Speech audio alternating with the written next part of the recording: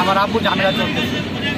সেই সূত্রটায় তারা 6 তারিখ শনিবার অনুমানটা 9টার দিকে আমার আব্বুর ঈদগাহ বাজার আমার সামনে নৃশংসভাবে কুপায় হত্যা করে।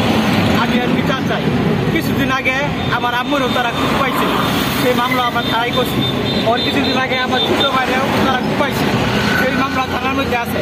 ওর কিছুদিন আগে আমার চাষা শ্রীলঙ্কা পরেও তারা কুপাইছে, ওই মামলাও আছে।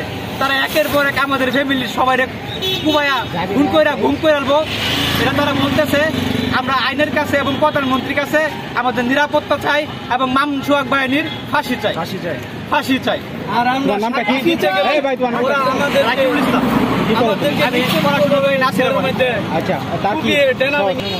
কিছুদিন আগে তাদের বিরুদ্ধে সাক্ষী দিবার গেলে ওরা একটু মাইরে ফেলা, এই অবস্থা হুমকি দেয়। আমরা বাড়ি যাইতে পারি না, ওরা আমাদের যে কোনো সময় তারা আক্রমণ শুরু করে।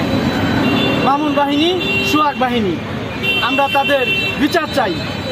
আপনার নাম কি? আপনার? আমার নাম মোহাম্মদ।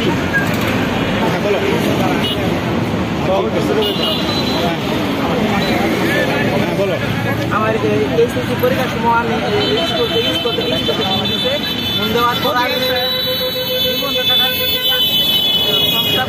ফর্ম ফিল আপ করতে গেলে স্কুল থেকে সময় আমি বার হয়েছি।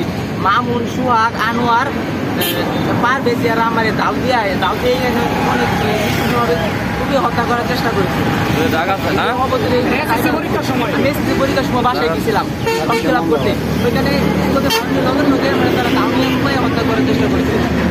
এটা নিয়ে কি আগে মামলা হয়েছিল না? এটা নিয়ে আমরা কি করছি, মামলা করছি। এখন আমরা মামুন আমার আব্বুকে 6 তারিখ অনুমানিক সকাল রাত 9টার সময় তারা নৃশংসভাবে কুপিয়ে হত্যা করেছে।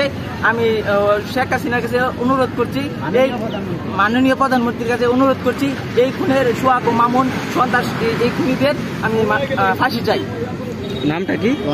আমার নাম মোহাম্মদ জিয়াদুল ইসলাম। কি করো? আমি এবার ইন্টার ফার্স্ট ইয়ার করি। তোমার বড় ভাইয়ের নামটা কি বলো? বড় ভাইয়ের নাম মোহাম্মদ রাকিবুল ইসলাম।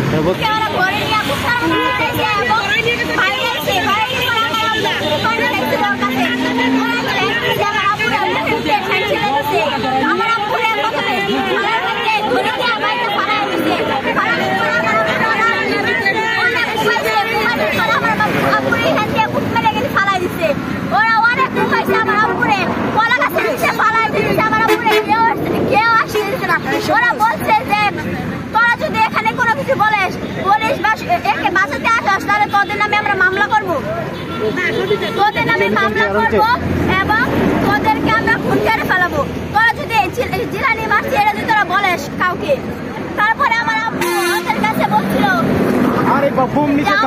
পানি দাও, ওরা আমার আব্বুরে পানি দিচ্ছে। আরো অনেকগুলো বলছে ওরা বসে আসলে তো আমার আব্বু স্টুডেন্ট ছিল, ওরা আমার আব্বুকে মারছে। আমার আব্বুকে অনেক কষ্ট করে মারছে। আমার আব্বুরা ওরা হাতে পায়ে বাইন্দা তারপরে ঘুমাইছে এবং বাইরেছে। আমার আব্বু অনেক বদমার চেষ্টা করছে, কিন্তু আর আমার আব্বুরা ছাড়ে নাই।